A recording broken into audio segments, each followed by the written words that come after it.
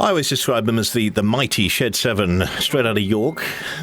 And it's a request as well, that's Chasing Rainbows, from Mike Mills, Head of Secondary at Xabia International College, who is here with Richard Wijeratne, Principal and Director of College is the right title, isn't it? Not head honcho and big cheese, as I called you earlier, but we know what you mean. That you don't involve cheese. Right, well, good morning, welcome back in. Thank you. Mike, that was just for you. Why did that side of York? You're sort of northwest, aren't you? What's the deal there?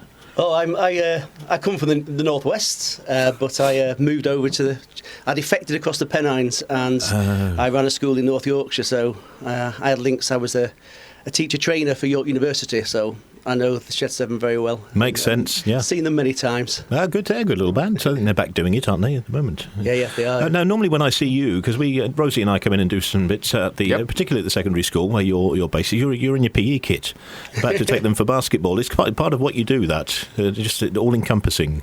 Yeah, I mean, we like to keep our students active and keep them involved, and it's really important for us. So we run activities every lunchtime. So every lunchtime I'm running some sort of sport, and I also teach PE. PE and geography are my two main subjects anyway. Yeah. But we put three sports on every lunchtime for all the students. So it's really important that we get them involved, and we have masses and masses of students every day just running around and enjoying themselves, really, and keeping fit. So that's the idea. It's just fun, fitness and fun, and that's what we do. And we create opportunities for a big range of sports every day at XIC, and I want to be part of that. Yeah, well, it's a good bit of land there, isn't it, Richard? I mean, this is obviously the relatively new secondary school. Was that a big part of it, taking the sports into consideration? So important. We needed that, and it keeps people like Mike fit as well. So we're trying to help both, all parts of our community. It's very important that the children get their exercise, but quite important that Mike gets his exercise as well. Well, this is it, you sneak that in, you just do it by default, to run around with them. Now, I mean, the general thing is, just ahead of the Easter break, next Wednesday we're looking at. Next Wednesday, yeah, just ahead of Semana Santa there.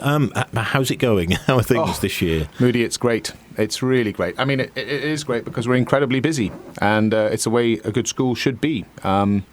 Academically, all of our youngsters, the youngsters in the top part of secondary are flying towards their external examinations, and we actually try to slow time down. I have two children who are actually doing A-levels and GCSEs, so I know it as a dad. So all families and all part of our community are trying to make sure that these youngsters are completely prepared, confident, and ready to shoot off on those examinations in the middle of next term. But yeah, we are terribly busy. It's a time where all schools start looking at their life next year. And I suppose the most complicated part for us is that it's, our secondary school is full. So we're trying to do the best we can to accommodate as many families as want to join the school. And equally in primary. I mean, primary is flying along, which is lovely.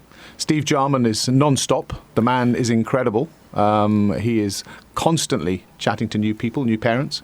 So, life is busy, but it's really good busy, Moody. I'd rather have it that way than any other way, trust me. But we'll have some interesting changes that we're intending to make, and we are making, to our sixth form. Yeah. To try and make it... our job is to ensure that we empower these youngsters as they're leaving the college, that they've got the toolkit to go out into university, into the world of work with as much confidence and ability to face those challenges that will appear. And that's our priority, that our youngsters have a good time when they're doing this, but they are under a little bit of pressure. So we want to try and ease that. And some of the things that Mike will talk to you about should be fairly interesting, because we're trying to open as many doors as we can to youngsters as they're growing to the top end of the school as they get into the sixth form. And the numbers are growing there, where we've actually recruited almost double than we did this time last year into the sixth form. So it's an interesting, and it's a moving feast, put it that way. And that approach needs to be a sort of a global look at things, because you're based in Xabia, but then hardly any of them stick around here. They go off to anywhere in the world. You're absolutely right. So it's that level that needs to prepare them to go on anywhere, and to go on to any university anywhere it might be. Yeah, I mean, we set them off with on their selectividad for the Spanish students that wish to stay in Spain, and we create that as soon as they go into year 12. We don't wait until year 13 to prepare them, so we get them going so they can actually go on the route they want to do. If they want to stay in Spain, and many do, we can offer the direct access route where they can actually do a combination of the traditionally British A-levels and the Spanish PCEs also. So, I mean, in the XIC, being so small in terms of our number and our focus that we have on the students, we can actually get the students early on and guide them. And the colleges or the schools do the selectivity in 1 year, we do it in 2, so we can make sure that we can properly guide them so all our students can get to where they wish to go. By having the routes even starting earlier, at the age of 14, they can do Spanish subjects combined with the British subjects so that we can actually get them on their pathway of choice. The students are studying their A-levels, so they're choosing to finish their A-levels and go to the UK, they go to Holland, they go to America, as well as, so they're going all over the place. But the beauty is that we know where they want to go, if they know where they want to go, that is. Sure. And then we make sure they can get that pathway, whichever way they choose to do across XIC. And I'm quite lucky because I have a great board behind me, and they say to me, basically, if I can timetable the choices that the students want to do at A-level, then make it happen for them. And we have some of the class sizes are phenomenal. And I mentioned that I've come from Yorkshire with class sizes at A-level in the 20s. I've seen other schools with class sizes in the 20s. Our class sizes, some of them are 1-to-1. Yeah, it's so amazing. And if we can timetable it, which is always a tricky job, but if we can do it, we make it happen, and we make sure our students get where they want to go. And you're sorry, because the smaller groups there, you're more familiar with just about everyone that's there, probably everybody. How many are you able to sort of say what percentage know what they're going to do and then what they want to go on to do at a reasonable? Because I left it very late at last minute, so I'll go and be a plumber. It's good to get into a trade, which was fair enough. Yeah. But some people don't, do they? No, they don't. Bumbling along. I'll do a business studies course. That'll cover a few bases. Well, there's different levels. Of course, you've got the youngsters moving from the GCSE program when they leave year 11, going into the sixth form. What are they going to do at A-level? And then thereafter, what are they going to do when they go to university, if that's where they want to go? No, I mean, we are helping. It's very interesting that you should ask the question, actually, because you haven't been primed to ask this one. It's really, really interesting how we wanted to look at careers. Rather than having a careers officer who just goes, this is a career, go and read it on the internet, or here's a careers book, have a look at that and see if you like it. Which is about as cold as you could possibly imagine. Yeah, I mean, the amount of people who are very successful, not just in entertainment or whatever, they said, "Oh, my careers officer told me to do this." Yeah. Well, and I had no intention of doing that. We're setting up something that's completely different. It's a complicated process, but it will be very easy for the students once it goes live. We have gathered a list of associates, which is growing, where an associate would be able to offer advice across the phone or in an email to a youngster who wants to enter that career. So it might be in banking, or it could be in medicine, or it could be in beauty therapy. It could be whatever, that we've got this huge list, and the students can have a look at it, and they can contact a person by phone or by email, depending on how the person says they'd like to be contacted, and then ask them various questions about the career, about their journey, rather than the qualification. The qualification is really easy to understand, but the idea being that we've linked in to our associates with the loyalty card that we have. So there's a huge number of businesses out there who have climbed onto the back of the loyalty card, which was to support the community, where the parents of our pupils and our pupils could take advantage of various businesses in the community, and they give a little bit of a discount so that they can go and have their hair done, or get their insurance at a slightly cheaper rate, or hire a car at a slightly cheaper rate, or whatever it is. It's quite a massive beast now. But the point being that we would like our students that Mike's talking about and you're asking about to be able to actually link in with people who are within those industries that they've shown an interest, and they go, oh, I absolutely love that. That's exactly what I want to do. Or, no, I know now, I'm going to put that behind me. Yeah. Because these associates are going to be, they're in a situation where they can afford and offer work experience. So if the student then has had the conversation with that professional and says, look, I'd really love to come along and see what's happening in such and such an industry, could you, and they will say on their little piece on our information whether they offer work experience or not. So 2, 3, 4 weeks, whatever it is, they can actually go in there and get a hands-on experience of it, rather than the coldness of a Google search or a careers book. So it's an interesting thing that we're putting together. It'll go live, and the students in our sixth form will be able to access that. And I think it's quite an interesting tool. Yeah, good idea. Yes, the amount of one that would probably get there and say, actually, this isn't what I thought it was going to be. Nothing like it. And as you say, more than just that 2-minute chat you have with the careers officer, where they're just people are going in and out, and they do their job by the book. Yeah. They ask the obvious questions, and right, you should do this. Go and be an accountant. Moody, I feel really a huge amount of sympathy for careers officers, frankly, and I always have done. It's a really difficult job, because you're giving that sort of advice to a youngster whose eyes are wide open, not terribly sure, and I think they've got to be in a situation where they feel relaxed, and they have knowledge is power. They have more knowledge of where they want to go and what they want to do. And if you've had that experience, I mean, with the greatest respect, I had a year in a school as a student, a gap year. End of story. I knew exactly what I wanted to do. I wish my children would have the same opportunity to be able to have had that experience. But, it was for me. I was heading towards being an accountant. My good grief.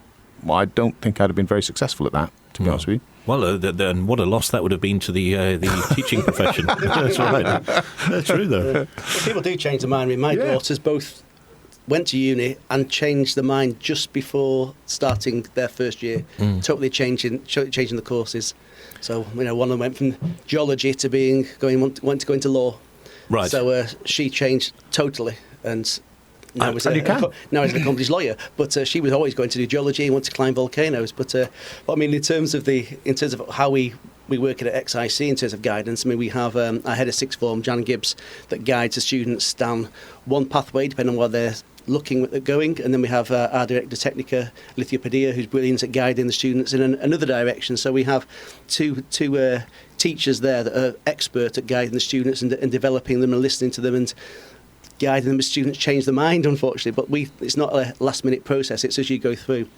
So even now, this year, talking to Key Stage 4, so our year 10s and 11s, thinking about what they want to do as a long-term pathway, if they know, of course. But they've asked for different potential subjects to offer at XIC. So for September, we're introducing 4 new A-levels, and this is because this is what our students are looking at the moment. We said, OK, we'll try and make it happen. So again, the bosses, the board, have backed me in introducing new subjects. So from September, we're going to offer law. My daughter reminded me. We're going to offer law, we're going to offer psychology, we're going to offer sociology, and we're offering economics as well as business studies. Right. So these are what the students are saying. This is where we think we're going to be going in 3 years' time, 4 years' time. So now at XIC we're also offering these subjects as well from September. So it's from listening.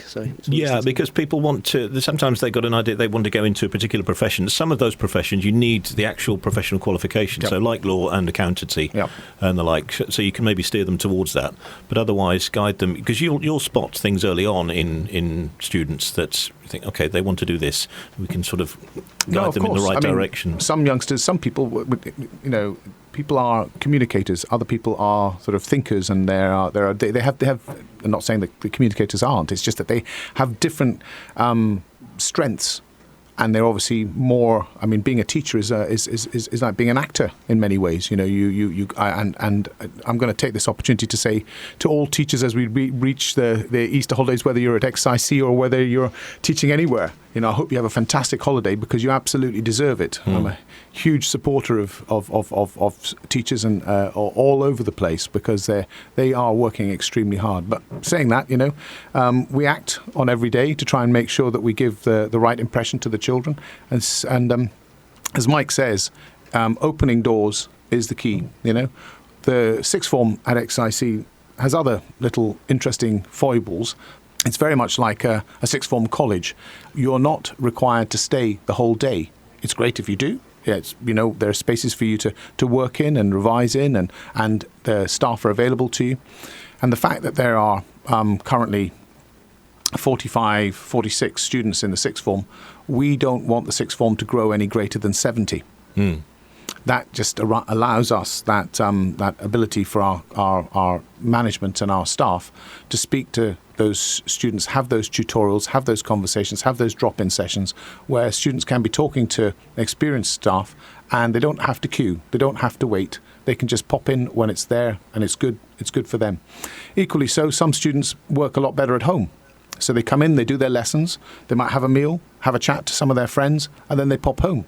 Or they join us a little bit later in the day, or leave a little bit earlier. And it fits much better with the youngster of this generation. Yes, because and also once they get into work, that's the way it's going as well, where it's more flexible hours. You get things done that need to be done, whether that takes you, half the day or they're the whole day, and then maybe the next day you don't have to come in and be there for a certain time for no particular reason. Yeah, sometimes youngsters are set up really well at home. They have their work environment at home, so they want to go back to that. So we encourage youngsters to come in, our sixth form to come in, do their lessons, and if they want to get home, their parents can pick them up, or they go home, and then they're back at their workplace, quietly, in their own little zone, in their own bubble. And I think that's a good step towards what life would be like when they're going to university. You're not sitting in that school or that or that college for the whole of the day. So I think that's quite appealing. We are a stepping stone into the next part of their education, and as they evolve into what they want to do in life. But in reality, we've got a few plans over the summer to extend the facilities a little bit more, to give the sixth form greater areas in which to work, also in which to relax. A fresh student is an articulate, capable student. One that is bored and inactive will be bored and inactive. So our jobs as educators, our jobs as parents and as adults are to engage with these youngsters and show them the most important thing to do is to get off your phone and get active, whether it be physically active or mentally active.